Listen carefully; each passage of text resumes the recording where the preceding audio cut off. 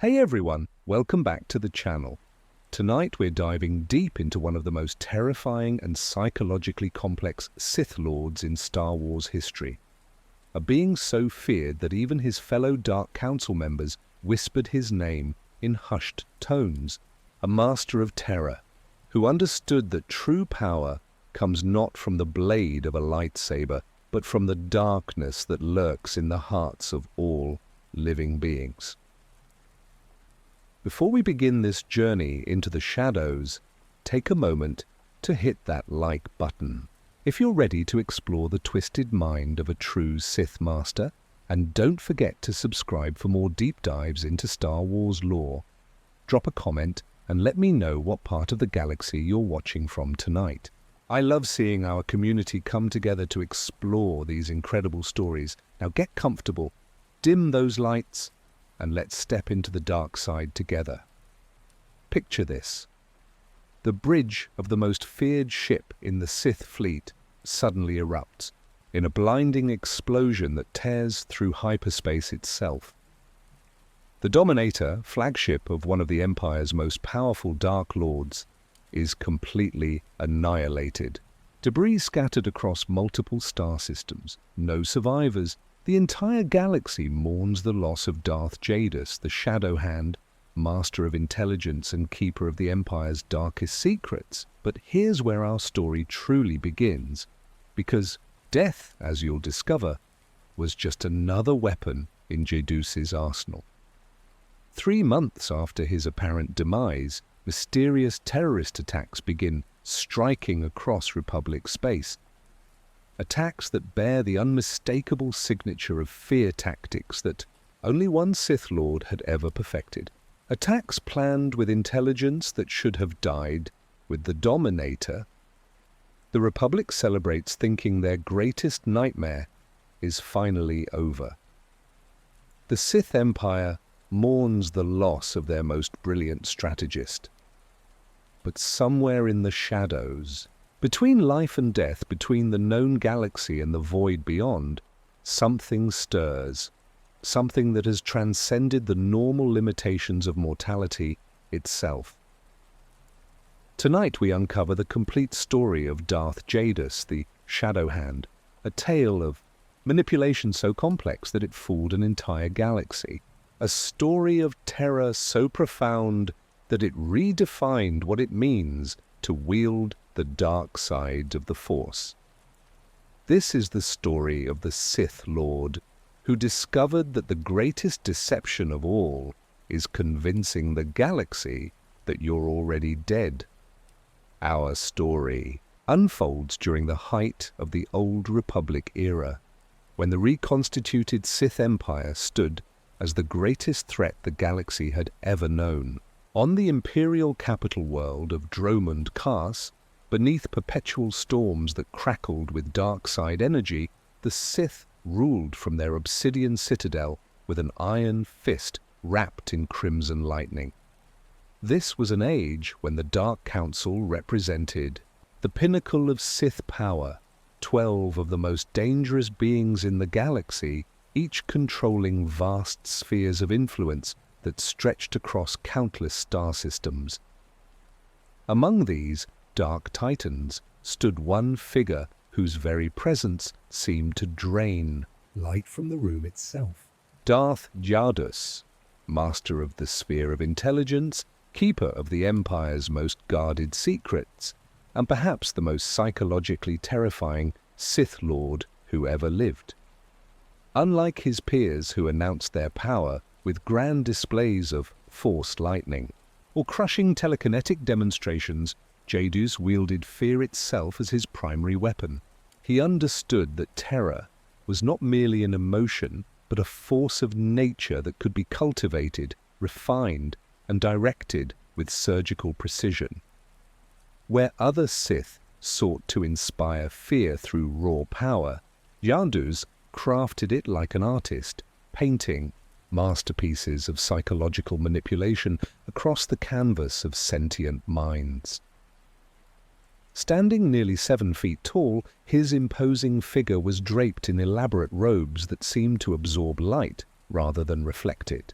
His face, when glimpsed beneath his ceremonial hood, bore the pale complexion common among those who had delved deepest into the dark side's corrupting influence. But it was his eyes that marked him as truly dangerous, burning with an inner fire that suggested depths of knowledge that perhaps no mortal mind should possess. Jadus commanded respect through reputation rather than demonstration. His fellow Dark Council members, beings who had crushed planets and enslaved entire species, spoke his name with careful reverence. They knew that while they wielded the Force like a hammer, Jadus used it like a scalpel, cutting away at the psychological foundations of his enemies until they destroyed themselves from within. His sphere of intelligence encompassed not merely the gathering of information, but the understanding of how knowledge could be weaponized.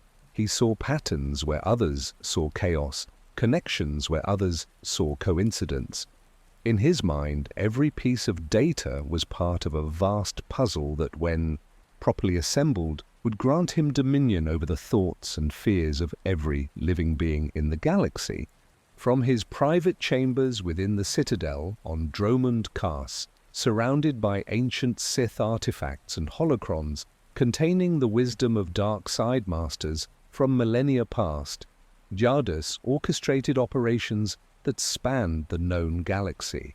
His agents moved through both Imperial and Republic space like shadows, gathering intelligence, sowing discord, and preparing the groundwork for terror campaigns that would make entire worlds tremble at the mere mention of the Sith Empire. But even as he sat at the pinnacle of Imperial power, even as his influence reached into the highest echelons of both Imperial and Republic leadership, Jadus harbored ambitions that extended far beyond the current galactic conflict.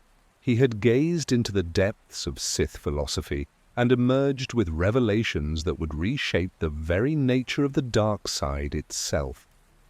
To understand how Darth Jadus became the Shadow Hand, we must travel back through decades of Imperial history to witness his methodical ascension through the ranks of Sith hierarchy. Unlike many of his contemporaries who carved their path to power through bloody conquest or dramatic displays of raw force ability, Jadus chose a different route entirely. He recognized that in an empire built on fear and domination, the one who controls information controls everything. His rise began not in the grand halls of the Sith Academy on Korriban, but in the shadowy corridors of Imperial intelligence. While other young Sith sought glory on distant battlefields, Jadus immersed himself in the delicate art of espionage and psychological manipulation. He understood that knowledge was the ultimate weapon, more devastating than any lightsaber, more destructive than the most powerful Force lightning. The young Sith Lord demonstrated an almost supernatural ability to see through deception and uncover hidden truths. He could read people not just through the Force, but through careful observation of their behaviors, their fears, their desires. This talent caught the attention of his superiors, who began assigning him increasingly complex intelligence operations. Across Republic space, Jadus's first major assignment involved infiltrating a Republic research facility on Balmorra. Rather than using brute force or obvious Sith tactics, he orchestrated an elaborate psychological campaign that convinced the facility's own security personnel that they were under constant threat from within. The researchers began to suspect each other, productivity ground to a halt, and the facility ultimately collapsed from internal paranoia without Jadus ever setting foot inside the building. This operation established his reputation as a master of indirect warfare. He learned that destroying an enemy's mind was far more effective than destroying their body, because a broken spirit could spread its poison to others, creating cascading failures that rippled through entire organizations. Fear, he discovered, was not just an emotion, but a contagious disease that could be carefully cultivated and strategically deployed. As his successes mounted, Jadus began developing his own network of agents and informants. These were not typical Imperial operatives, but individuals he had personally broken and rebuilt according to his specifications. He identified people with specific psychological profiles, individuals whose minds could be molded into perfect instruments of terror. Some were recruited through blackmail, others through careful manipulation of their personal tragedies, and a select few through genuine conversion to his philosophy of fear as the ultimate truth of existence. His network grew to encompass not just Imperial space, but Republic territory as well.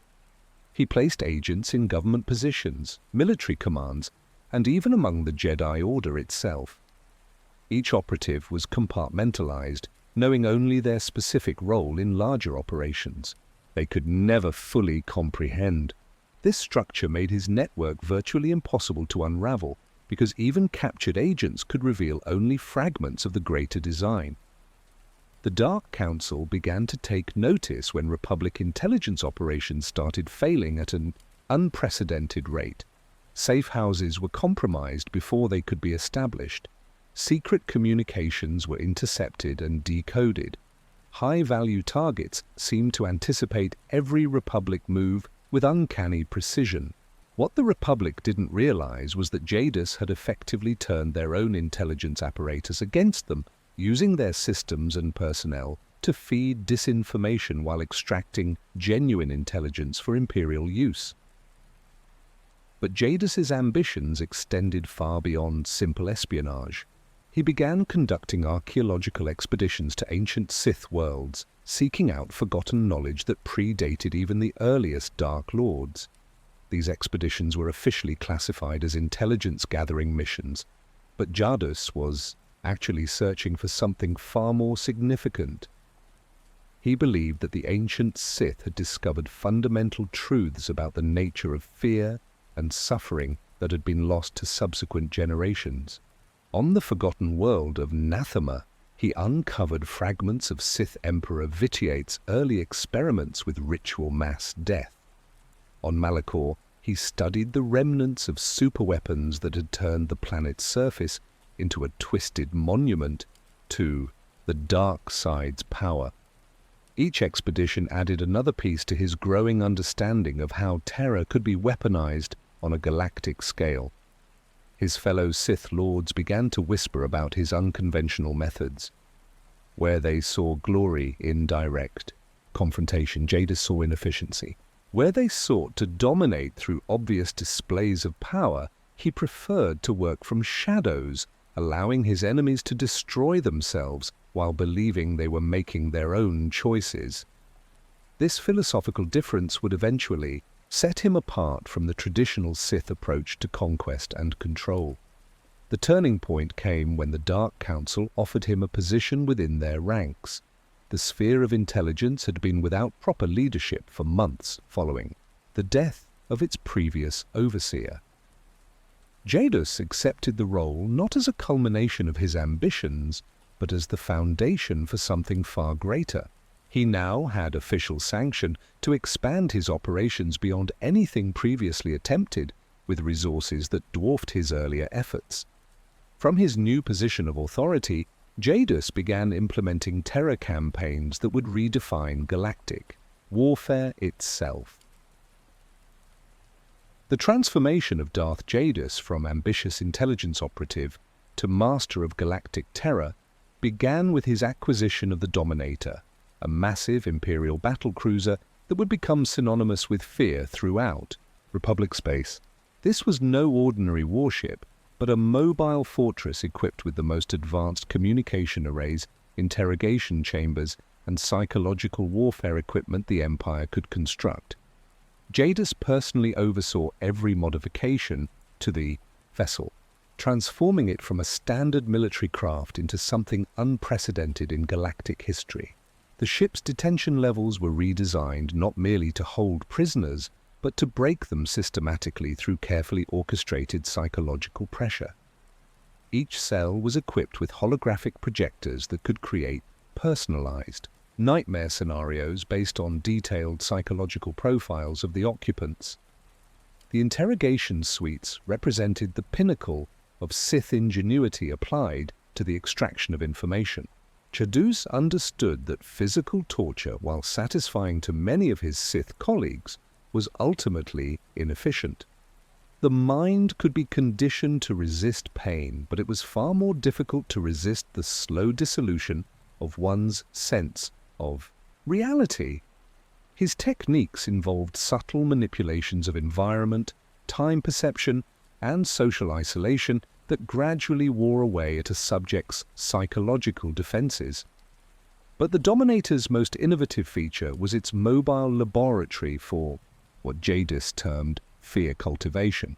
Here, he conducted experiments designed to understand the fundamental nature of terror itself. He studied how different species experienced fear, how cultural backgrounds influenced responses to specific threats, and how individual psychological makeup could be exploited to create customized terror experiences.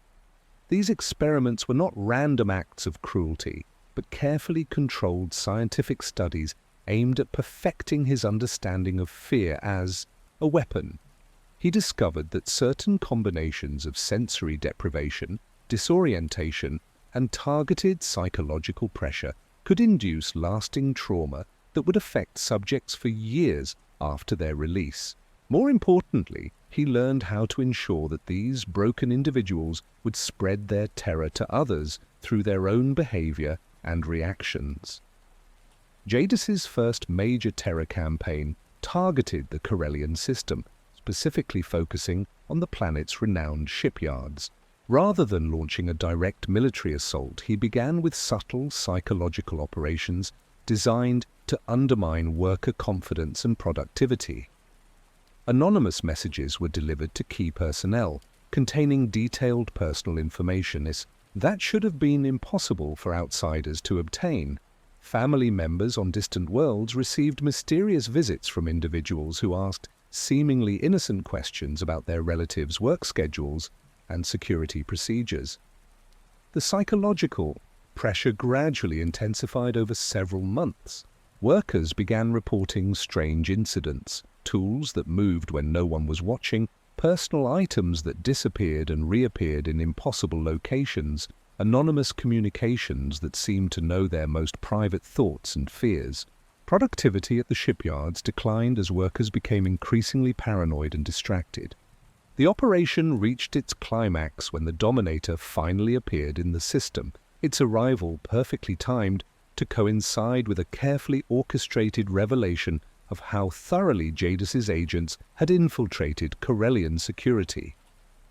The psychological groundwork had been so thoroughly laid that the mere presence of his ship was enough to trigger widespread panic. The shipyard workers, already on edge from months of psychological manipulation, immediately assumed that their worst fears were being realized. What followed was not a battle, but a complete psychological collapse. Corellian defense forces, convinced that they had already been compromised by Imperial agents, began turning on each other in paranoid fury. The shipyards shut down not because of Imperial bombardment, but because the workers themselves refused to continue operating in what they perceived as a completely compromised facility. This success established the template for all of Jadus's subsequent operations.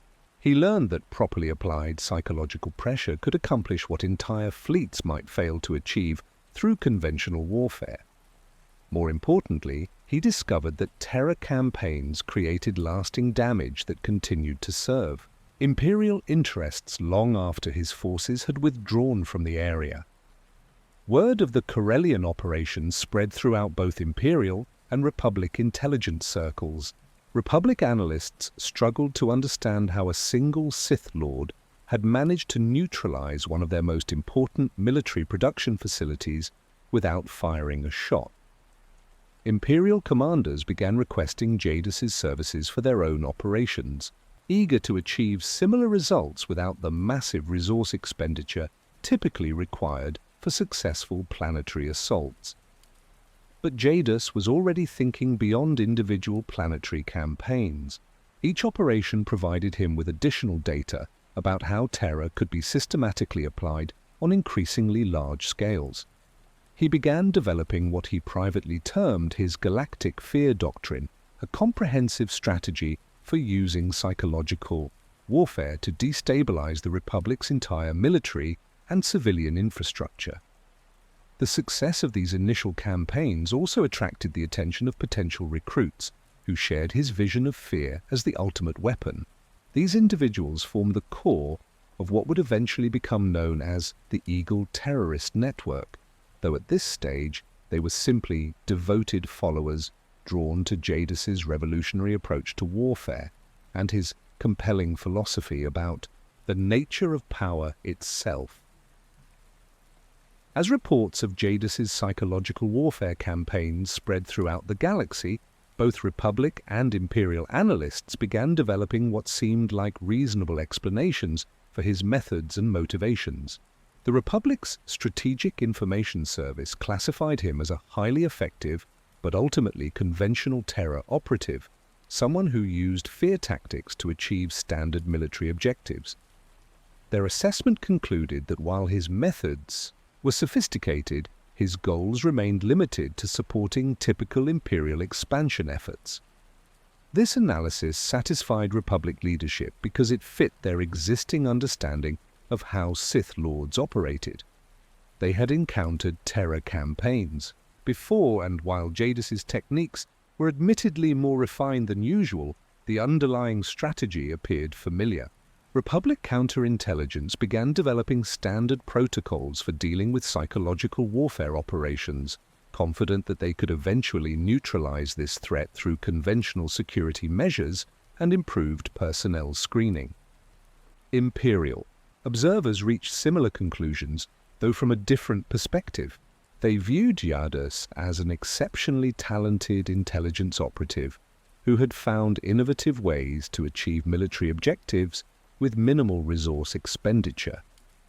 His success was celebrated within Imperial command structures, but he was still categorized as someone working within established strategic frameworks.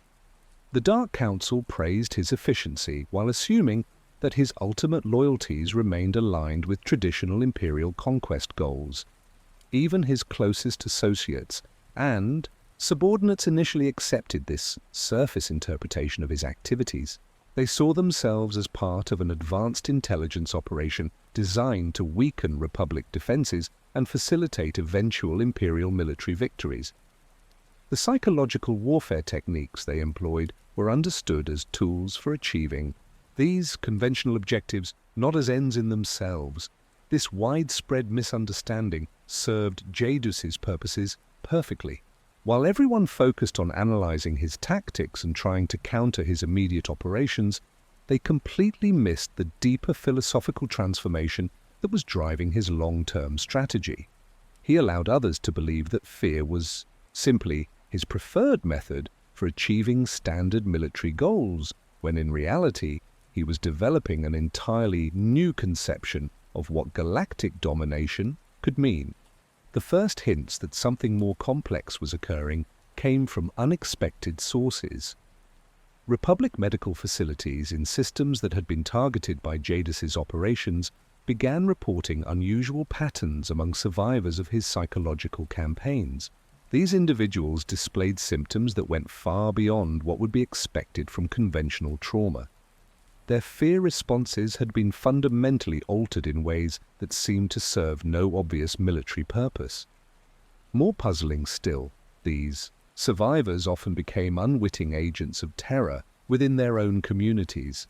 Their changed behavior patterns created anxiety and uncertainty among people who had never directly encountered Imperial operations. It was as if the psychological damage inflicted by Jadus's campaigns was designed to spread beyond the immediate targets, creating ripple effects that continued expanding long after his forces had departed. Republic psychologists studying these cases began to suspect that the terror campaigns were serving purposes beyond their apparent military objectives. The psychological damage seemed too precisely crafted too specifically targeted toward creating lasting behavioral changes that would persist indefinitely. But their preliminary reports were largely dismissed by military commanders who remained focused on immediate tactical concerns. Within imperial circles, a few perceptive observers also began noticing anomalies in Jadus's operational patterns. His target selection sometimes seemed to ignore obvious military advantages in favor of locations that offered better opportunities for psychological experimentation. Resources were occasionally allocated to operations that produced minimal immediate strategic benefit but generated extensive data about fear responses and terror propagation. These inconsistencies troubled some of his fellow Dark Council members, but their concerns were muted by the undeniable success of his campaigns. Republic systems that had been subjected to his psychological warfare remained effectively neutralized for months or even years afterward, their populations too traumatized and paranoid to support effective military operations. From a practical standpoint, Jadus was delivering results that exceeded expectations. The deception was made more convincing by Jadus's own public statements and reports. He consistently framed his activities in terms that aligned with conventional imperial strategic thinking. He spoke about weakening Republic defenses, disrupting enemy supply lines, and preparing target systems for eventual imperial occupation. His language remained within familiar military and political contexts, giving no hint of the revolutionary transformation in his underlying philosophy. But beneath this carefully maintained facade, Jadus was quietly conducting research that would horrify even his Sith colleagues if they fully understood its implications. He was systematically studying how terror could be used not just to achieve immediate tactical goals, but to fundamentally reshape the psychological landscape of entire civilizations. His vision extended far beyond traditional concepts of conquest, towards something approaching the complete psychological subjugation of all sentient life in the galaxy. The success of this deception would prove crucial to his ultimate plans, because it allowed him to continue developing his capabilities while his potential enemies remained focused on countering threats they thought they understood. The true scope of Darth Jadus's ambitions began to reveal itself through a series of archaeological expeditions that he conducted under the official designation of intelligence-gathering missions. These journeys took him to some of the most forbidden and dangerous worlds in the galaxy, places where ancient Sith knowledge lay, buried beneath millennia of dust and darkness. What he discovered during these expeditions would fundamentally alter his understanding of the Force itself and provide the foundation for his most terrifying innovations. His first major archaeological venture brought him to the ruins of Nathema, a world that had been stripped of all life through one of Emperor Vitiate's earliest experiments in mass ritualistic death. The planet's surface was a wasteland where even the Force seemed to recoil from the lingering echoes of unimaginable suffering. Most beings found the world unbearable to visit for more than a few hours, but Jadus spent months exploring its devastated landscapes, studying the residual patterns of terror that had been permanently etched into the very fabric of reality. On Nathema, he discovered fragments of ancient texts that described techniques for weaponizing fear on scales that dwarfed anything attempted by contemporary Sith. These documents, written in archaic Sith dialects that few modern scholars could decipher, outlined methods for creating what their authors termed self-perpetuating terror matrices. These were psychological constructs designed to spread fear like a contagious disease, growing stronger with each new victim they infected. The implications were staggering. If these ancient techniques could be successfully adapted for modern use, it would be possible to create terror campaigns that continued expanding long after their original architects had departed or even died. Fear itself could become a living weapon that required no ongoing maintenance or direction, spreading through populations like a plague that fed on the psychological vulnerabilities of sentient minds. Jadus's next expedition took him to Malachor 5, where the mass shadow generator had left the planet's core exposed and crackling with dark side energy. Here, among the twisted wreckage of countless starships, he found evidence of another ancient innovation. The Sith who had constructed the superweapon had not been content merely to destroy their enemies' fleets. They had deliberately designed the weapon to maximize psychological trauma among survivors, ensuring that those who escaped the battle would carry lasting terror back to their home worlds. The psychological warfare applications fascinated him. The ancient Sith had understood something that their modern descendants had largely forgotten. Physical destruction, while satisfying, was ultimately limited in scope, but psychological destruction could multiply exponentially. As traumatized, survivors infected their communities with their own fears and anxieties. A single successful terror operation could potentially destabilize dozens of worlds through these cascading psychological effects. These archaeological discoveries provided Jadus with theoretical frameworks for innovations that went far beyond anything his contemporary colleagues could imagine. But theory required practical application, and he began conducting increasingly ambitious experiments designed to test these ancient concepts under modern conditions. The Dominator became not just a mobile command center, but a laboratory for developing new forms of psychological warfare that combined cutting-edge technology with millennia-old Sith knowledge. His most significant breakthrough came from studying the psychological profiles of survivors from his various terror campaigns. He discovered that certain individuals seemed naturally resistant to his standard techniques, while others proved extraordinarily susceptible to even minimal psychological pressure. This variation suggested that fear responses might be partly determined by genetic factors that could potentially be identified and exploited.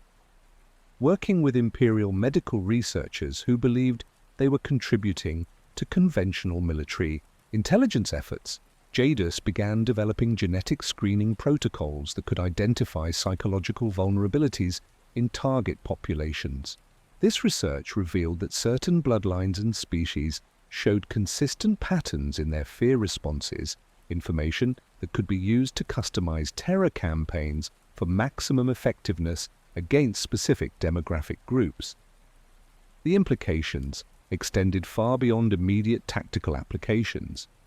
If fear responses were partially genetic, then it might be possible to develop long-term strategies for systematically breeding psychological vulnerabilities into enemy populations over multiple generations.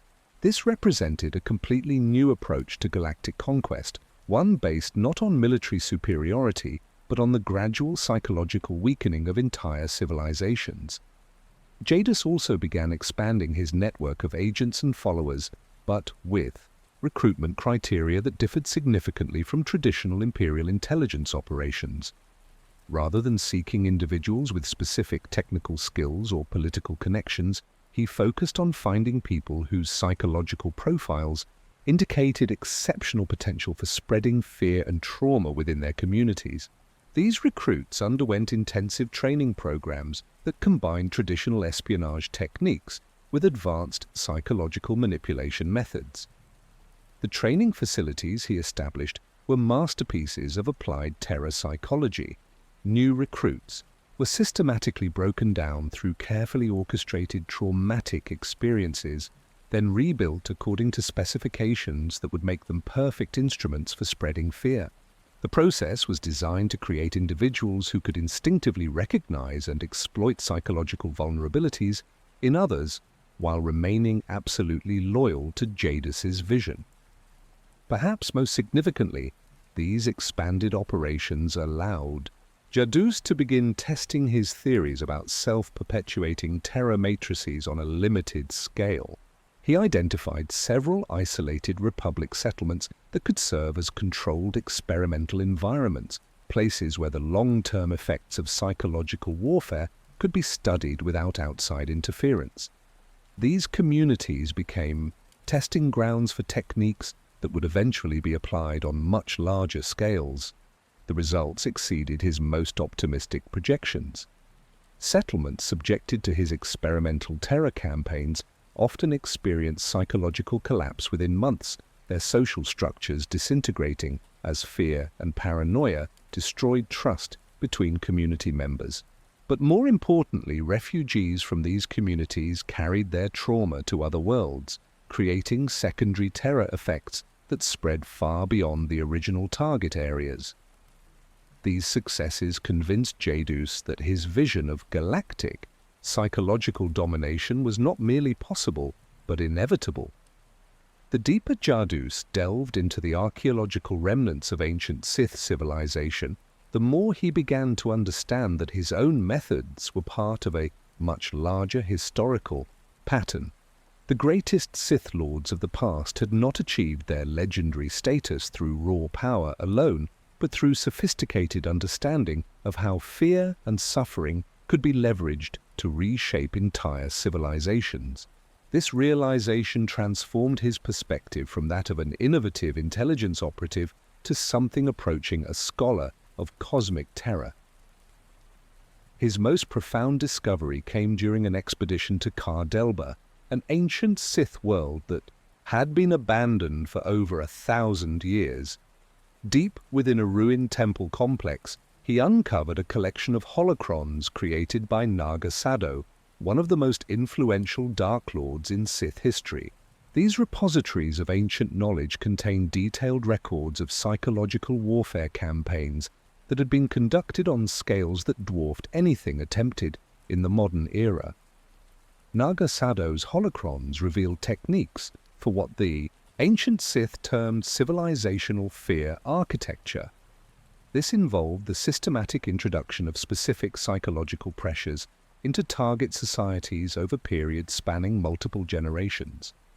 The goal was not immediate conquest, but the gradual transformation of entire cultures into psychological states that would make them naturally subservient to Sith rule. Populations subjected to these techniques would eventually develop social institutions and belief systems that actively reinforce their own psychological subjugation. The parallels between these ancient methods and his own developing strategies were unmistakable. Jadus realized that he had been unconsciously following patterns established by Sith lords who had lived millennia before his birth. But, unlike his ancient predecessors, he had access to modern technology and galactic communication networks that could amplify these techniques far beyond their original scope and effectiveness.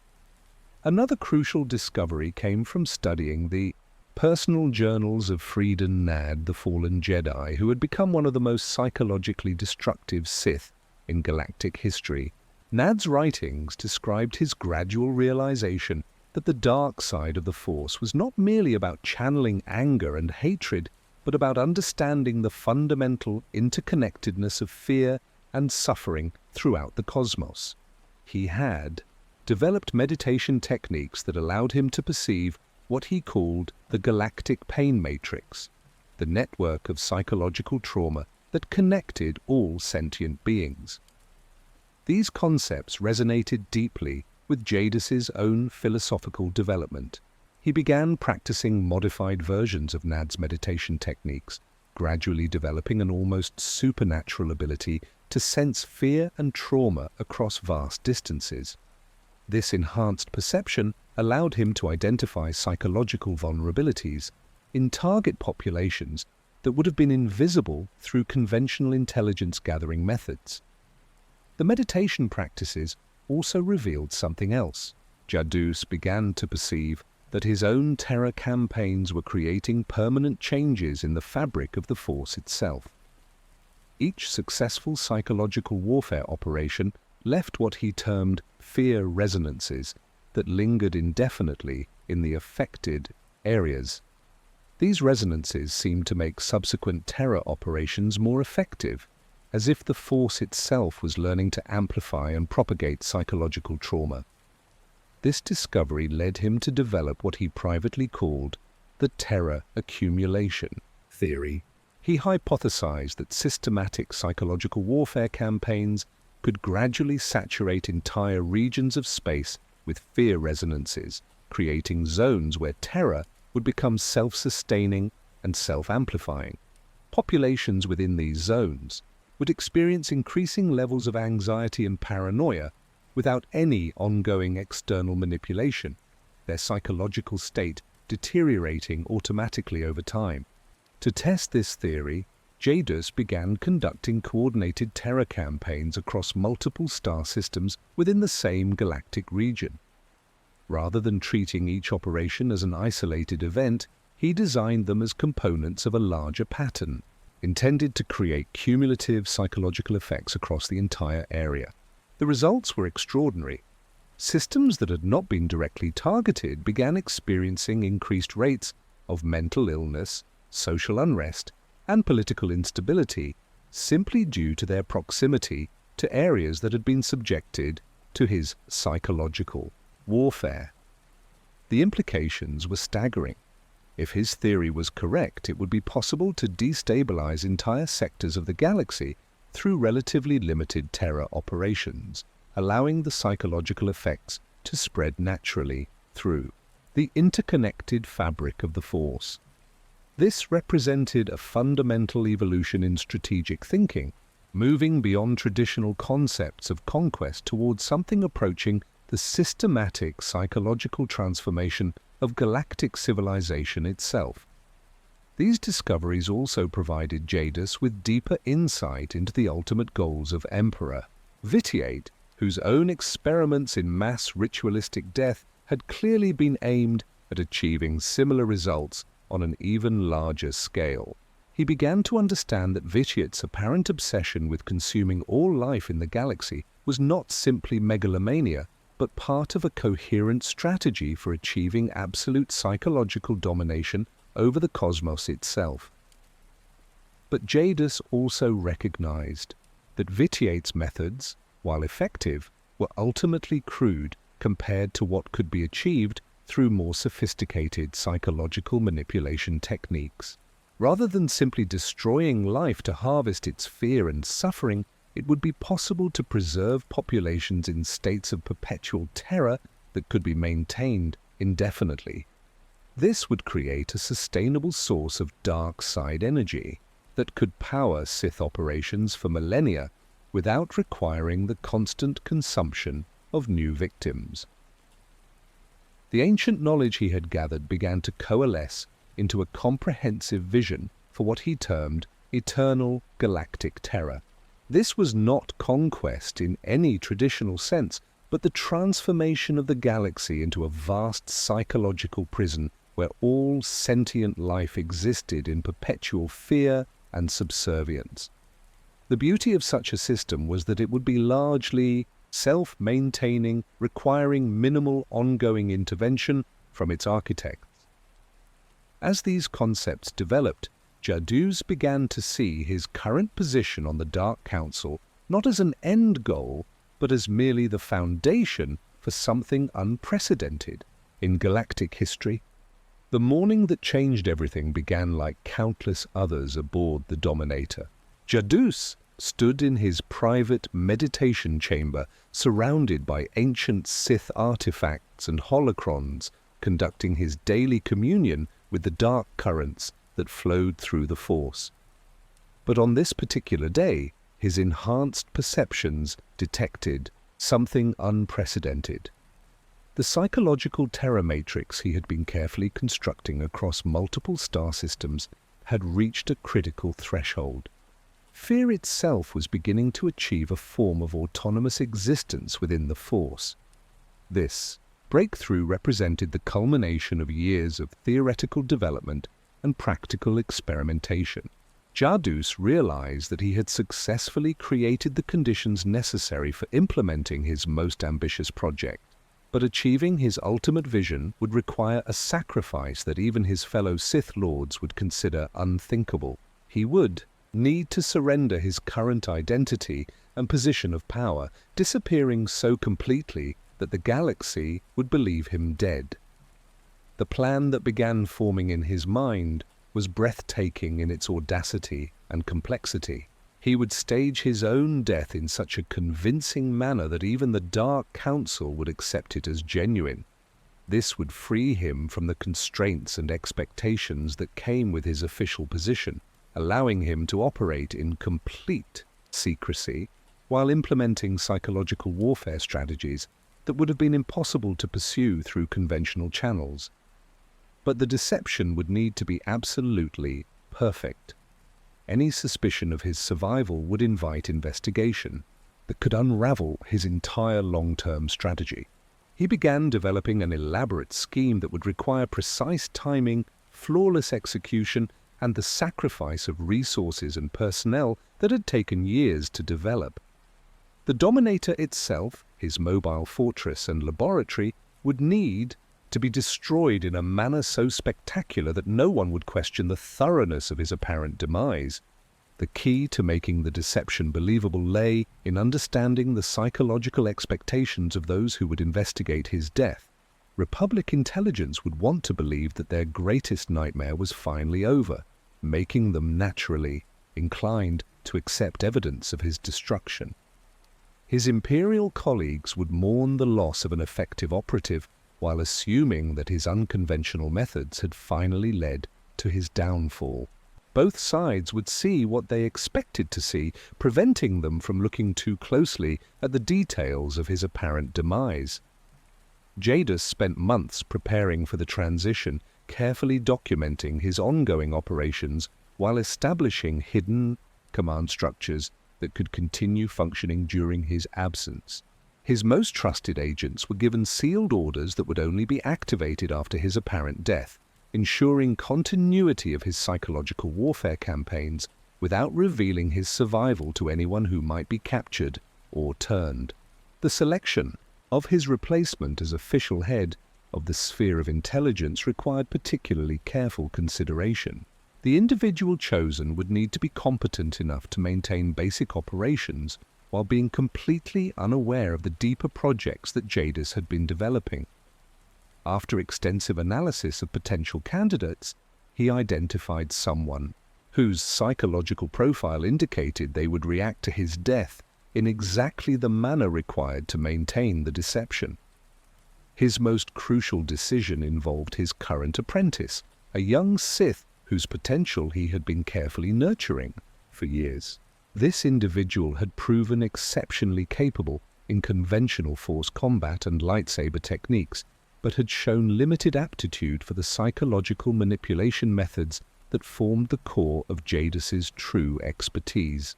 The apprentice would serve as a perfect investigator of his apparent death, someone whose genuine emotional connection to their master would make their grief convincing while their limited understanding of his deeper projects would prevent them from uncovering the truth. The psychological manipulation required to prepare his apprentice for this role was perhaps the most delicate aspect of the entire operation. Jadus needed to ensure that the young Sith would react with appropriate emotional intensity to news of his death, while remaining completely unaware that they were being positioned to serve as an unwitting participant in the deception. This required subtle conditioning over many months, gradually shaping the apprentice's expectations and emotional responses without revealing the ultimate purpose of the manipulation. As the final preparations neared completion, Jadus found himself experiencing something he had not felt in decades: genuine anticipation. The prospect of shedding his current identity and operating in complete freedom from external constraints was intoxicating. He would become something unprecedented in Sith history, a Dark Lord who existed beyond the knowledge or understanding of his peers, free to implement psychological warfare strategies on scales that had never before been attempted. The transformation would also represent a fundamental evolution in his relationship with the dark side of the Force. By voluntarily surrendering his identity and apparent existence, he would be embracing an ultimate form of sacrifice that might unlock depths of dark side power that remained inaccessible through conventional Sith training. The ancient texts he had studied suggested that the greatest Dark Lords achieved their legendary status not through accumulation of power, but through willingness to sacrifice everything in service of their ultimate vision. But even as he prepared for this unprecedented transformation, Jadus was careful to maintain his normal routines and public persona. Any deviation from established patterns might alert perceptive observers to the possibility that something significant was being planned. His final weeks as the openly acknowledged Darth Jadus were spent conducting routine intelligence operations and maintaining the carefully constructed facade that had served him so well throughout his career. The moment of transition was approaching rapidly, and with it, the beginning of a new phase in galactic history that would reshape the very nature of fear and power throughout the cosmos. The explosion that consumed the Dominator was visible from 3 different star systems, a blazing testament to the thoroughness of Darth Jadus's apparent destruction. Emergency response teams from both Imperial and Republic forces converged on the debris field, searching desperately for survivors among the twisted wreckage of what had been the most feared ship in the galaxy. They found nothing but scattered metal and the lingering echoes of dark side energy that slowly dissipated into the cosmic void. What they could never have imagined was that at the moment of the explosion, Jadus had been safely hidden within a specially constructed survival chamber buried deep within an asteroid field light years away. The chamber itself was a marvel of Sith engineering equipped with advanced life support systems and meditation facilities that would allow him to remain in suspended animation for months while his body underwent a transformation that would fundamentally alter his connection to the Force. The survival chamber had been positioned within an ancient Sith meditation site that Jadus had discovered during one of his archaeological expeditions. The location resonated with dark side energy accumulated over millennia, providing the perfect environment for the ritualistic transformation he intended to undergo. Here, surrounded by artifacts and inscriptions left by Dark Lords who had walked similar paths in ages past, he would emerge as something unprecedented in galactic history. The transformation process itself drew upon techniques that Jadus had pieced together from dozens of different ancient sources.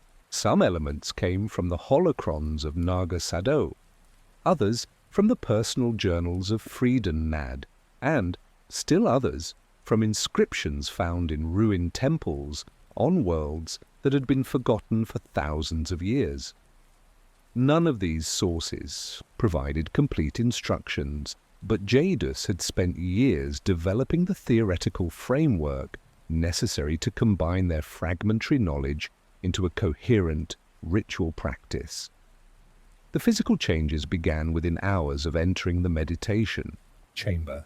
Jadus's body started adapting to prolonged exposure to concentrated dark side energy, his cellular structure gradually altering to become a more efficient conduit for the psychological forces he had learned to manipulate.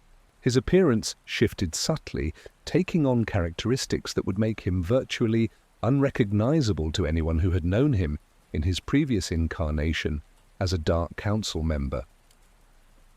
But the most significant changes were occurring on levels that could not be perceived through normal senses. Jadus's connection to the Force was evolving, developing new capabilities that transcended the traditional boundaries between individual consciousness and the cosmic terror matrix he had been constructing. He was becoming something that existed partially outside normal space-time, able to perceive and influence psychological currents across vast distances without requiring physical presence or conventional Force techniques. The ritual transformation also involved a careful reconstruction of his identity and memories. Jadus systematically reviewed every aspect of his previous existence, determining which elements would be retained in his new incarnation and which would be discarded as no longer relevant to his ultimate purposes. This process allowed him to shed psychological limitations that had constrained his earlier development while preserving the essential knowledge and capabilities he would need for the next phase of his plans. During the months of his apparent death, the psychological warfare campaigns he had established continued operating according to the detailed instructions he had prepared. His network of agents and cultists maintained their activities without knowing that their master still lived, their conditioned loyalty ensuring perfect compliance with orders they believed had been issued by a dead man. These operations actually became more effective during his absence, as the apparent martyrdom of their leader transformed his followers into something approaching religious fanatics. The cult that had formed around Jadus's teachings began to take on characteristics of a genuine religious movement. His surviving agents interpreted his apparent death as a form of transcendence, believing that their master had achieved a state of existence beyond normal mortality. This interpretation was not entirely incorrect, though they could never have imagined the true nature of the transformation he was undergoing. Republic intelligence operatives studying the aftermath of his apparent death noted several disturbing anomalies in the behavior of his former agents. These individuals seemed to have developed an almost supernatural ability to coordinate their activities despite having no apparent means of communication with each other. Their operations displayed levels of tactical sophistication that should have been impossible without centralized command and control structures that no longer existed. What the Republic observers could not understand was that Jadus's agents were now receiving their instructions through the Terra Matrix itself. His enhanced connection to the Force allowed him to communicate with his followers through the psychological channels he had established, sending information and commands through the same pathways that carried fear and trauma across the galaxy. This communication method was completely undetectable through conventional surveillance techniques, making his network effectively invisible to enemy intelligence operations. The most disturbing aspect of these continuing operations was their apparent independence from normal logistical constraints. Jadus's agents seemed to have access to resources and equipment that should have been impossible to obtain without official Imperial support channels. They conducted sophisticated terror attacks using advanced technology and detailed intelligence that suggested ongoing access to high-level Imperial military assets. In reality, Jadus had spent years establishing hidden supply caches and alternative resource networks that could operate independently of official Imperial infrastructure. These preparations had been disguised as routine intelligence operations, preventing anyone from recognizing their true purpose until after his apparent death made their existence crucial to maintaining his psychological warfare campaigns. The transformation ritual reached its culmination as Jadus emerged from his meditation chamber, fundamentally changed in ways that would have horrified even his former colleagues on the Dark Council. He had become something that transcended traditional categories of Sith Lord or Force user, existing as a hybrid entity that combined physical presence with direct integration into the cosmic Terra Matrix. His consciousness could now operate simultaneously across multiple levels of reality, maintaining awareness of psychological currents throughout the galaxy while still retaining the ability to take direct physical action when necessary. This new existence brought with it capabilities that bordered on the miraculous from the perspective of conventional Force understanding. Jadus could now influence the thoughts and emotions of individuals across vast distances, implant suggestions and fears that would develop according to predetermined patterns over months or years, and coordinate the activities of thousands of agents through direct psychological connection rather than traditional communication methods. The galaxy continued to mourn the loss of Darth Jadus, while remaining completely unaware that he had become something far more dangerous than he had ever been while officially alive. In the aftermath of Darth Jadus's apparent demise, an unlikely coalition began to form among those who had been most affected by his psychological warfare campaigns. Republic intelligence operatives who had spent years trying to counter his terror operations found themselves working alongside Imperial agents who had served under his command, united by their shared recognition that something unprecedented was occurring in the shadowy spaces between official Imperial and Republic activities. The investigation was led by the individual who had perhaps the strongest emotional investment in uncovering the truth about Jadus's fate. His former apprentice, devastated by the apparent loss of their master, had thrown themselves into the investigation with an intensity that bordered on obsession. What they discovered challenged everything they thought they understood about the nature of power, loyalty, and the relationship between master and student in Sith tradition. The first breakthrough came from an unlikely source. A Republic intelligence analyst studying patterns in post-Dominator terror attacks noticed that the operations displayed characteristics that should have been impossible given the apparent death of their architect. The attacks showed tactical evolution and adaptation to changing circumstances that suggested ongoing central coordination from someone with intimate knowledge of Jadus's methods and philosophy. This analyst had spent months developing psychological profiles of terror attack survivors, documenting the specific techniques used to inflict lasting psychological trauma on target populations. What she discovered was that recent attacks showed evidence of methodological refinements that built upon Jadus's earlier work, while introducing innovations that exceeded even his previous capabilities. Someone was not just continuing his operations, but actively improving upon his techniques. The implications were staggering. Either Jadus had somehow survived the destruction of the Dominator, or someone else had achieved such complete understanding of his methods that they could not only replicate them but enhance them beyond their original scope. Both possibilities raised questions that threatened the fundamental assumptions underlying current Imperial and Republic strategic planning. Working in parallel with the Republic analysis, several Imperial intelligence operatives who had served directly under Jadus began conducting their own investigation into anomalies they had observed in the months following his apparent death. These individuals had intimate knowledge of his operational methods and resource networks, giving them insights that external observers could never achieve. What they uncovered was evidence of ongoing activities that should have been impossible without direct access to Jadus's personal files and strategic planning documents. Someone was implementing operations that had been discussed only in the most classified briefings using detailed intelligence that existed nowhere in official Imperial records.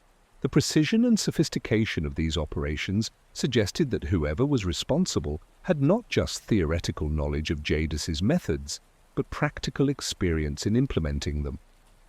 The investigation team gradually expanded to include individuals from across the galactic intelligence community, each bringing specialized expertise that contributed to a growing understanding of the true scope of what they were confronting. Cryptographers worked alongside psychologists, archaeologists collaborated with military strategists, and force-sensitive individuals provided insights into the supernatural aspects of the psychological warfare techniques being employed. One of the most significant contributions came from an elderly Imperial archivist who had spent decades studying ancient Sith texts and historical records. She provided the investigation team with crucial context about similar disappearances and apparent deaths throughout Sith history, revealing patterns that suggested certain powerful Dark Lords had developed techniques for transcending normal mortality while maintaining their ability to influence galactic events. Her research uncovered references to what ancient Sith texts termed the final transformation, a ritualistic process through which the most ambitious Dark Lords could shed their physical limitations while preserving their consciousness and force abilities. The descriptions were fragmentary and often contradictory, but they consistently suggested that such transformations granted capabilities far beyond what could be achieved through conventional Sith training. The psychological profiles developed, by the investigation team revealed disturbing patterns in the behavior of individuals who had been exposed to recent terror operations. These victims displayed symptoms that went beyond conventional trauma responses, showing evidence of fundamental alterations in their neurological functioning that seemed designed to make them more susceptible to ongoing psychological manipulation. Medical researchers studying these cases discovered that the psychological damage inflicted by recent terror attacks was creating permanent changes in brain chemistry and neural pathway development. Victims were becoming unwitting amplifiers of fear and anxiety within their communities, their altered psychological states serving to spread trauma responses to individuals who had never directly experienced terror attacks themselves. Perhaps most disturbing was the discovery that these neurological changes appeared to be hereditary, passed from affected parents to their children through mechanisms that conventional medical science could not fully explain. This suggested that the psychological warfare campaigns were designed to create lasting changes in target populations that would persist across multiple generations, gradually transforming entire civilizations into psychological states that would serve the interests of their attackers. The investigation team also uncovered evidence of sophisticated manipulation within their own ranks. Several team members reported experiencing vivid dreams and waking visions that provided them with crucial insights into the investigation, but also seemed designed to guide their research in specific directions. The line between genuine discovery and subtle psychological manipulation became increasingly blurred as the investigation progressed. These experiences led to the disturbing realization that their investigation itself might be part of a larger plan orchestrated by whoever was responsible for the ongoing terror campaigns. The knowledge they were uncovering, while genuinely useful for understanding the scope of the threat they faced, was also serving to demonstrate the futility of conventional resistance to psychological warfare techniques that operated on such sophisticated levels. The investigation reached a crucial turning point when several team members began experiencing direct contact with what they could only describe as a consciousness that existed beyond normal physical constraints. These encounters provided them with information that was impossible to obtain through conventional investigation methods, but also left them fundamentally changed in ways that raised questions about their continued reliability as objective investigators. The growing evidence pointed toward a conclusion that none of them wanted to accept, but that seemed increasingly unavoidable given the accumulated facts of their investigation. The weight of accumulated evidence was becoming unbearable for those who had dedicated themselves to uncovering the truth about the ongoing terror campaigns. Each new discovery added another layer to a conspiracy so vast and sophisticated that it challenged their fundamental understanding of what was possible within the known parameters of galactic civilization. The investigation team found themselves walking a psychological tightrope between the necessity of understanding their enemy and the growing fear that such understanding might itself be part of the trap. Republic Strategic Command had initially supported the investigation as a routine counterintelligence operation, but as the scope of the discoveries became apparent, political pressure began mounting to curtail the research. Senior Republic officials were becoming uncomfortable with implications that suggested their previous assessments of Imperial capabilities had been catastrophically inadequate. The possibility that a single individual, even one as dangerous as Darth Jadus, could orchestrate operations on the scale they were uncovering challenged fundamental assumptions about how galactic power structures operated. Imperial reactions were even more complex and troubling. Some high-ranking Imperial intelligence officials seemed genuinely shocked by the investigation's findings, but others displayed reactions that suggested they were not entirely surprised by what was being uncovered. This disparity in responses indicated that knowledge of the true situation was compartmentalized within Imperial command structures in ways that prevented even senior officials from understanding the complete picture. the investigation team began to suspect that they were dealing with something that transcended traditional imperial versus republic conflict dynamics. The psychological warfare campaigns they were studying seemed designed to weaken both sides equally, creating conditions that would serve interests beyond those of either established galactic power structure. This realization was particularly troubling because it suggested that conventional diplomatic or military solutions might be entirely inadequate for addressing the threat they faced. Personal costs of the investigation were mounting as well. Several team members reported experiencing persistent nightmares and anxiety attacks that seemed to intensify as their understanding of the psychological warfare techniques deepened. The knowledge they were acquiring about fear manipulation and terror propagation was having unintended consequences on their own psychological stability, creating a cruel irony in which their efforts to understand their enemy's methods were making them increasingly vulnerable to those same techniques. Medical evaluations revealed that prolonged exposure to documentation of psychological warfare campaigns was creating measurable changes in the investigators' brain chemistry and stress hormone levels. The detailed case studies they were reviewing, the victim interviews they were conducting, and the theoretical frameworks they were developing to understand terror propagation were essentially functioning as a form of second-hand psychological warfare that was affecting them despite their awareness of the danger. The investigation's leadership faced an ethical dilemma that had no clear resolution. Continuing the research was necessary to develop effective countermeasures against the ongoing terror campaigns, but it was also causing psychological damage to the individuals conducting the investigation. Several team members requested reassignment to other duties, but their replacements invariably developed similar symptoms within weeks of beginning their involvement with the project. Analysis of ancient Sith. Historical records revealed troubling parallels between current events and patterns that had emerged during previous periods of galactic instability.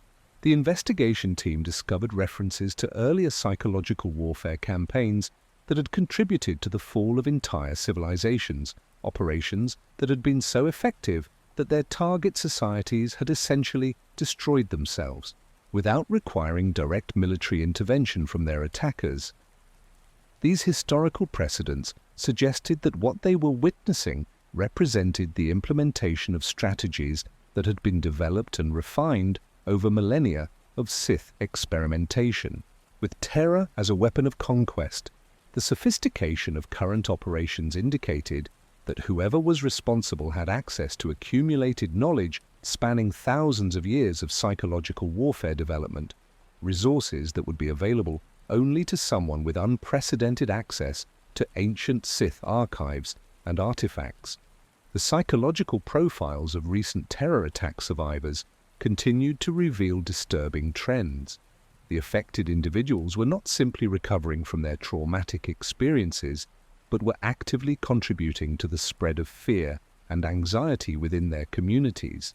Their behavioral changes seemed designed to create cascading psychological effects that amplified the impact of the original attacks far beyond what would have been achieved through conventional terror operations. More alarming still was the discovery that these behavioral changes were occurring in individuals who had never been directly exposed to terror attacks but lived in communities with significant populations of survivors. The psychological warfare techniques being employed seemed capable of spreading through social networks like a contagious disease, creating expanding zones of psychological instability that required no ongoing external manipulation to maintain their effectiveness. Environmental monitoring of star systems that had been subjected to terror campaigns revealed anomalous readings in the local force resonance patterns. These areas showed persistent distortions that seemed to amplify negative emotions and suppress positive psychological states among local populations. The effect was subtle enough to avoid detection through casual observation, but significant enough to contribute to long-term social and political destabilization within affected regions. The investigation team realized that they were documenting not just a series of terror attacks, but evidence of a systematic transformation of the psychological landscape of entire sectors of the galaxy. The scope of the operation suggested planning and resource allocation that would require capabilities far beyond those of any known individual or organization. Yet all evidence pointed toward the involvement of a single controlling intelligence, whose understanding of psychological warfare exceeded anything in recorded galactic history. As the investigation approached what appeared to be its final phase, team members began experiencing phenomena that challenged their understanding of the boundaries between investigation and direct contact with their subject. The moment of final revelation came not through careful analysis or methodical investigation, but through direct confrontation with forces that had been manipulating events from the beginning.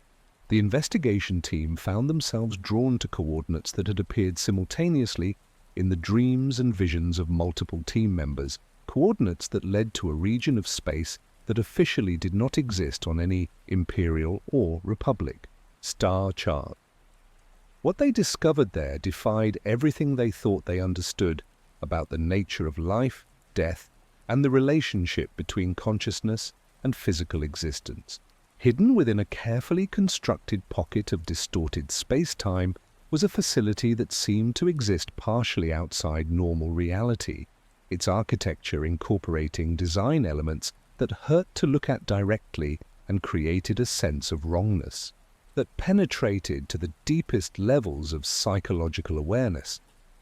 At the center of this impossible structure waited Darth Jadus, but transformed beyond anything his former apprentice could have imagined. The being that had once been a member of the Dark Council had become something that transcended traditional categories of living or dead, existing as a hybrid entity that combined physical presence with direct integration into the cosmic forces that connected all sentient consciousness throughout the galaxy. His appearance had changed dramatically during the months of his apparent death. The transformation ritual had altered his physical structure in ways that made him simultaneously more and less human than he had been before. His form seemed to shift subtly depending on the psychological state of whoever was observing him, appearing as the embodiment of their deepest fears while maintaining enough recognizable characteristics to confirm his identity. But the most disturbing aspect of his transformation was not physical, but psychological. Jadus had achieved a form of existence that allowed him to perceive and influence the thoughts and emotions of individuals across vast distances, operating through channels of connection that existed beneath the normal awareness of his targets. He had become a living node within the terror matrix he had spent years constructing, capable of orchestrating psychological warfare campaigns through direct mental influence rather than conventional operational structures. The confrontation that followed challenged every assumption about the nature of master and apprentice relationships within Sith tradition. Jadus revealed that his apparent death had been orchestrated not just to escape the constraints of his official position, but to test whether his apprentice possessed the psychological flexibility necessary to comprehend the true scope of his vision for galactic transformation. The choice offered to his apprentice was deceptively simple, but carried implications that would reshape the fundamental nature of galactic civilization. Join him in his transcendent state and help implement psychological warfare campaigns that would gradually transform all sentient life into willing servants of an empire based entirely on fear and psychological subjugation, or attempt to resist and become another casualty in a conflict where traditional concepts of victory and defeat had become meaningless. What made the choice particularly cruel was Jadus's demonstration of how thoroughly he had already succeeded in implementing his vision.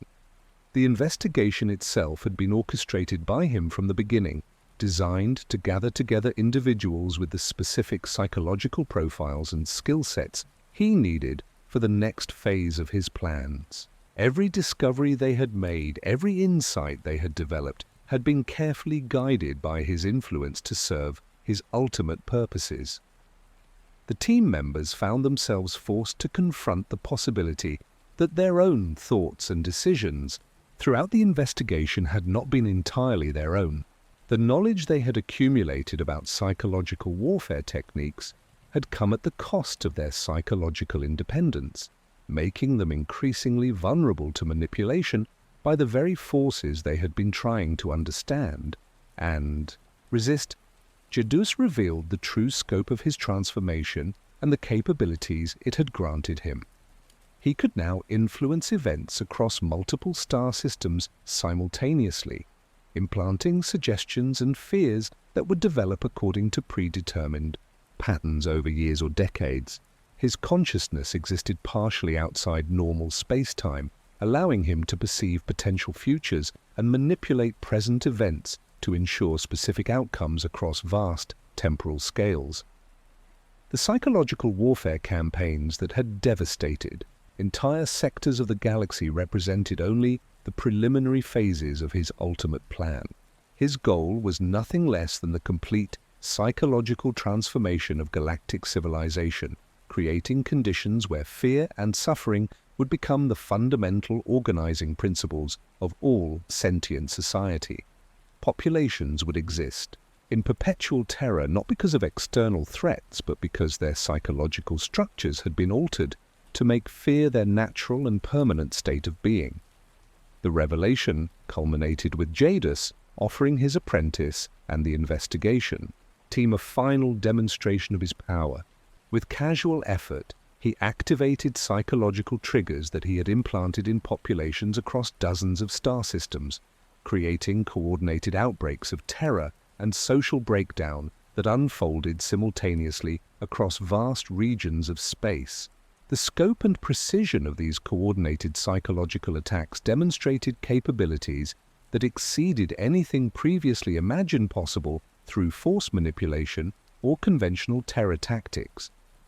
The choice facing his apprentice and the other witnesses was no longer simply about personal loyalty or individual survival, but about the future direction of galactic civilization itself.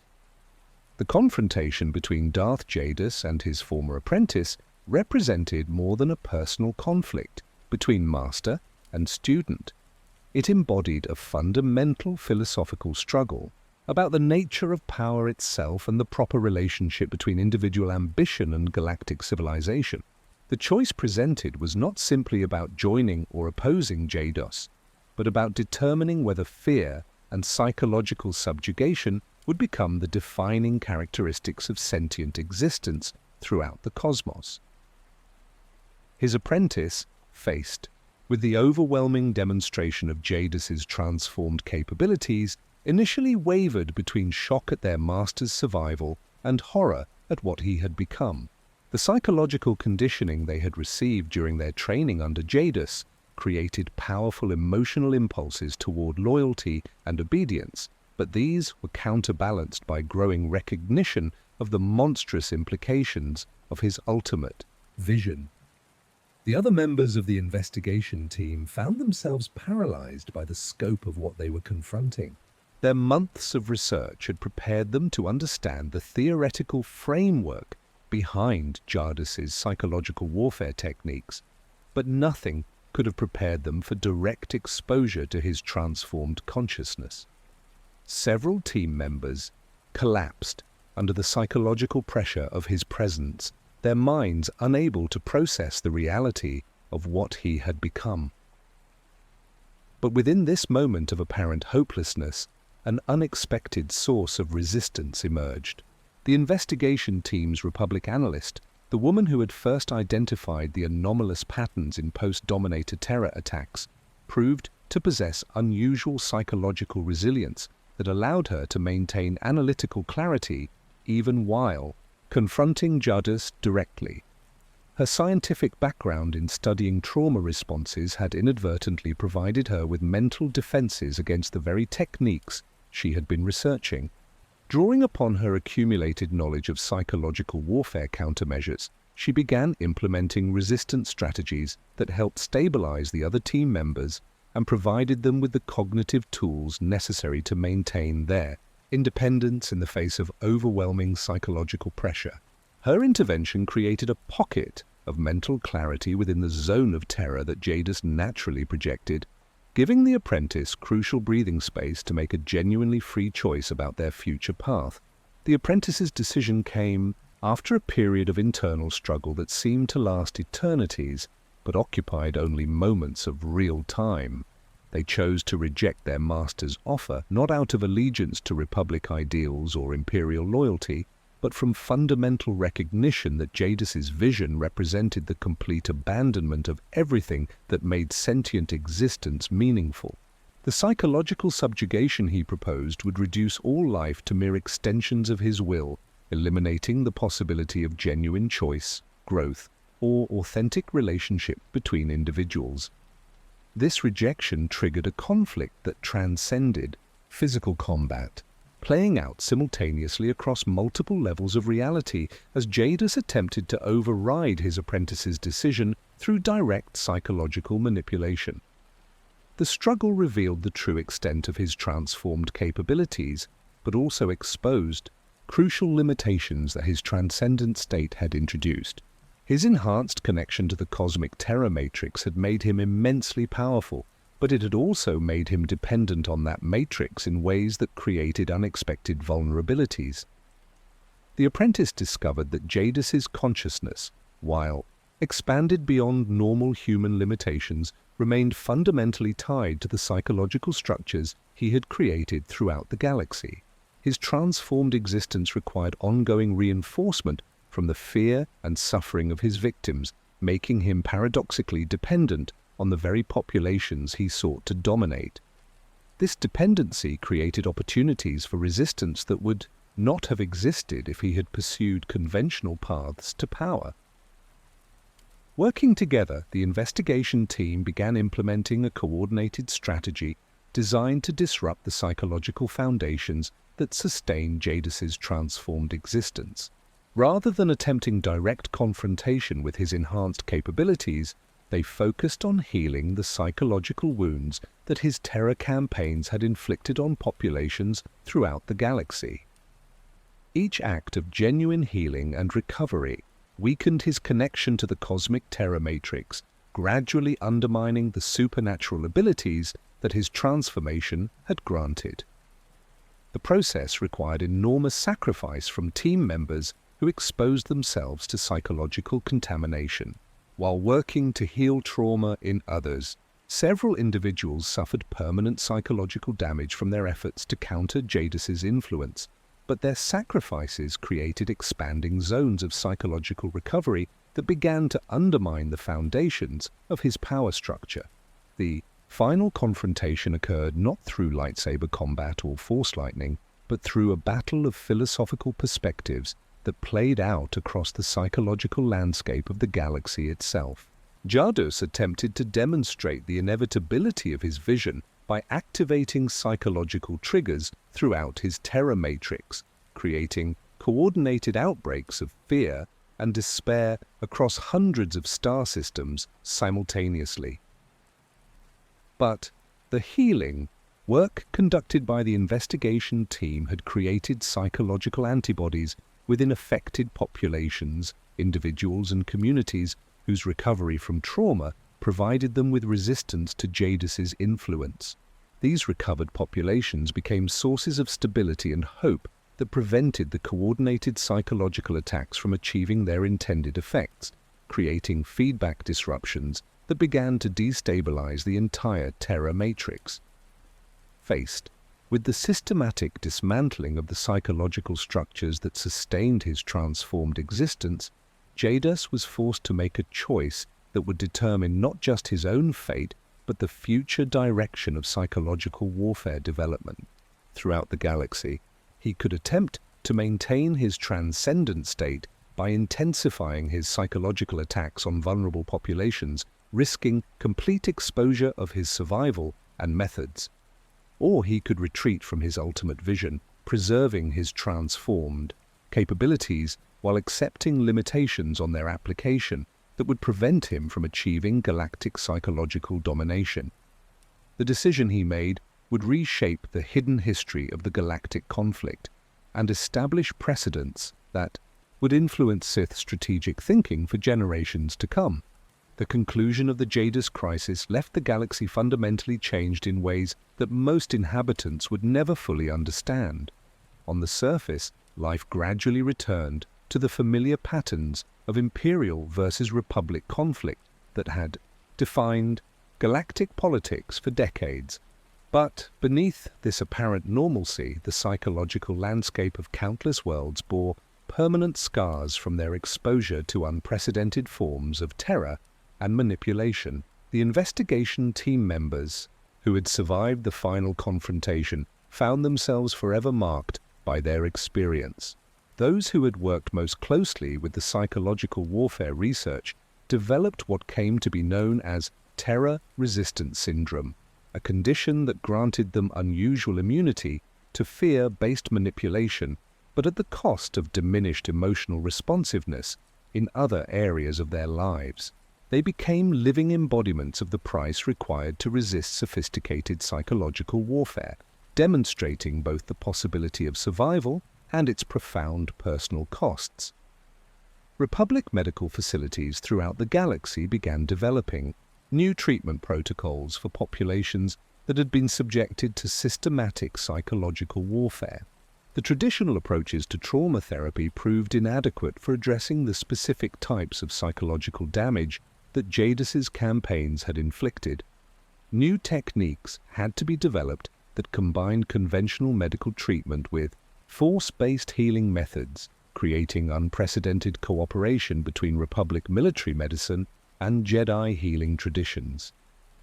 These treatment programs revealed the true scope of the damage that had been inflicted on galactic civilization.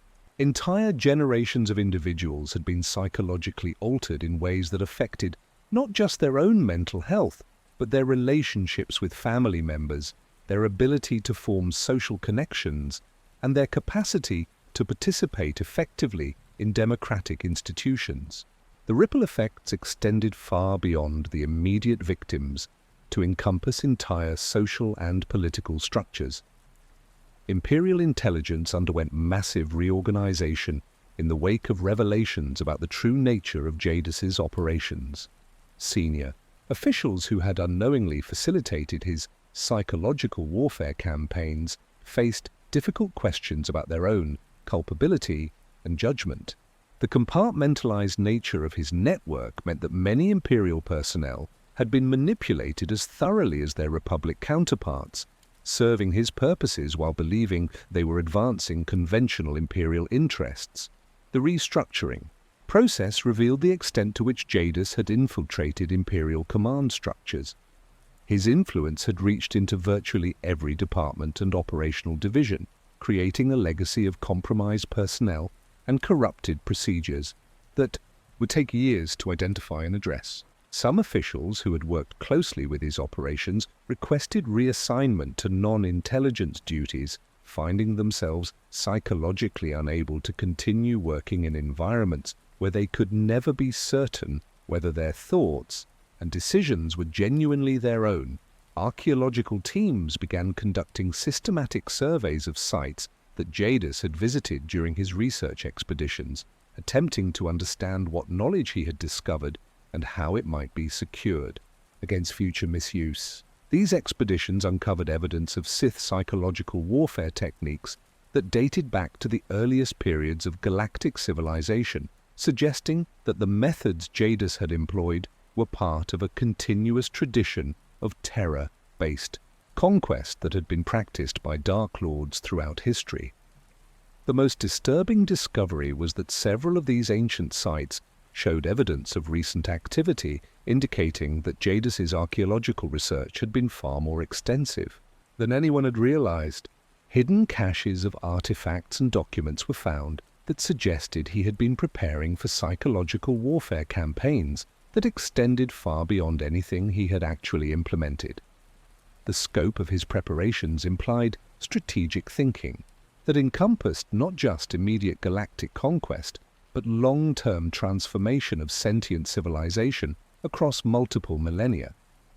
Recovery efforts in star systems that had been targeted by Jadus's terror campaigns revealed complex patterns of psychological damage that would require decades to fully heal. Communities that had appeared to recover from their initial trauma experiences found themselves dealing with delayed onset psychological effects that emerged months or years after the original attacks. The terror techniques he had employed seemed designed to create psychological time bombs that would continue destabilizing affected populations long after the immediate crisis had passed. Educational institutions throughout both Imperial and Republic space began developing new curricula designed to help future generations recognize and resist psychological warfare techniques. These programs represented acknowledgement that the traditional military and diplomatic training that had prepared previous generations for galactic conflict was inadequate for addressing the types of threats that Jadus had pioneered. The long-term implications of his innovations in psychological warfare would continue to influence galactic strategic thinking for centuries. Both Imperial and Republic military planners were forced to acknowledge that conventional approaches to conquest and defense had been rendered obsolete by the demonstration that individual consciousness could be systematically manipulated on galactic scales. Perhaps most significantly, the crisis had revealed fundamental vulnerabilities in the psychological foundations of galactic civilization itself. Vulnerabilities that could potentially be exploited by future individuals or organizations with sufficient knowledge and resources to implement similar campaigns. In the years that followed the resolution of the Jadus crisis, the galaxy slowly began to heal from wounds that had penetrated far deeper than most inhabitants ever realized. The terror campaigns that had devastated countless worlds gradually faded into historical memory, but their legacy continued to influence how civilizations throughout the cosmos understood the relationship between individual psychology and collective security. The former investigation team members became pioneers in developing new approaches to psychological resilience and community healing. Their hard-won understanding of how terror propagated through social networks provided the foundation for educational programs that helped populations develop natural resistance to future psychological warfare campaigns. These efforts represented a form of vaccination against fear itself, building psychological immune systems within communities that had been most vulnerable to manipulation. Republic worlds that had suffered under Jadus's terror campaigns gradually developed new social institutions designed to provide ongoing psychological support for their populations. These institutions combined elements of traditional medical treatment with innovations in community-based healing that recognized the collective nature of psychological trauma. The recovery process became a transformative experience that often left affected communities stronger and more resilient than they had been before their exposure to systematic terror. The archaeological sites that Jadus had studied during his research expeditions were sealed and placed under joint Imperial Republic monitoring, representing one of the few areas of genuine cooperation between the traditional galactic adversaries. Both sides recognized that the ancient knowledge contained within these locations posed threats that transcended their immediate political conflicts, requiring collaborative effort to prevent future misuse of psychological warfare techniques that could destabilize galactic civilization itself. Medical researchers continued studying the long-term effects of exposure to sophisticated psychological warfare, developing an increasingly sophisticated understanding of how consciousness and social structures could be protected against systematic manipulation. Their work contributed to advances in neuroscience and psychology that benefited not just military applications but civilian mental health treatment throughout the galaxy. The legacy of Darth Jadus became a subject of intense scholarly debate among historians and philosophers studying the nature of power and its proper limits. His innovations in psychological warfare represented genuine advances in understanding how consciousness could be influenced and directed, but the applications he had chosen for this knowledge served as a cautionary tale about the dangers of unchecked intellectual ambition. Jedi archives began incorporating new teachings about the psychological aspects of the dark side, recognizing that traditional training in resisting anger and hatred was insufficient preparation for confronting the types of sophisticated mental manipulation that Jadus had pioneered. These expanded curricula helped prepare future generations of Force users for psychological challenges that previous Jedi training had never anticipated. The transformation of galactic strategic thinking continued for decades as military planners throughout the cosmos grappled with implications of psychological warfare techniques that could render conventional defensive measures obsolete. New forms of international cooperation emerged as civilizations recognized their shared vulnerability to threats that operated through manipulation of consciousness rather than physical force. Perhaps most importantly, the crisis had demonstrated that even the most sophisticated psychological manipulation techniques could be resisted through community cooperation and mutual support. The healing that occurred in affected populations proved that terror, while powerful, was not invincible when confronted by genuine human connection and collective determination to preserve psychological freedom. As the years passed and the immediate memory of the terror campaigns faded, the galaxy settled into new rhythms of existence that incorporated hard-learned lessons about the fragility and resilience of consciousness itself. The shadow that Darth Jadus had cast across galactic civilization gradually lightened, but it left behind a deeper understanding of both the potential for psychological manipulation and the enduring power of communities united in defense of their mental freedom. The story of the Shadow Hand became a reminder that true power lies not in the ability to inspire fear, but in the courage to choose hope even when confronted by forces that seem overwhelming and inevitable.